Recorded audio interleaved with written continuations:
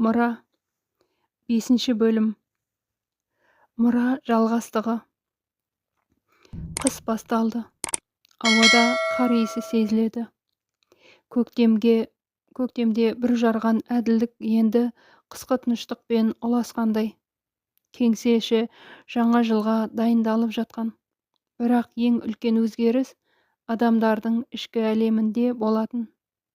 Айару жаңа бөлімнің жетекшісі атанғаннан кейін кәсібилігі мен бәрін тәнті етті. Әр сөзі нақты, әр шешімі орынды. Сұлтан оның осы қасиеттеріне күн сайын таңқалып, іштей сүйсінетін. Бір күні сұлтан Аяруды өз кабинетіне шақырды. Айару, сенен бір өтініш. Жаңа жобамыз бар. Оны бастан аяқ сен басқарсаң деймін.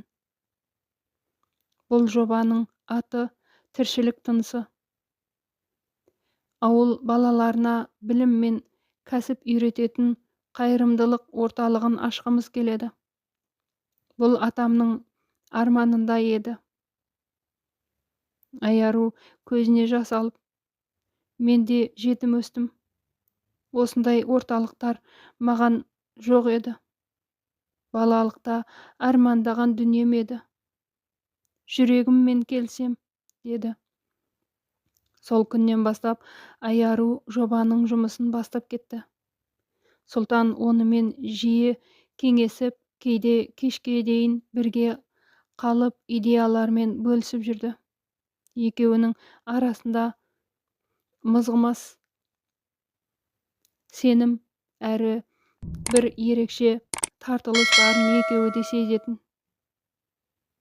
Бауыржан бір күні күліп тұрып, Сұлтан, Аяруға тек жобаны емес, өміріңді де сеніп тапсырсаң болатын сияқты ғой, деді.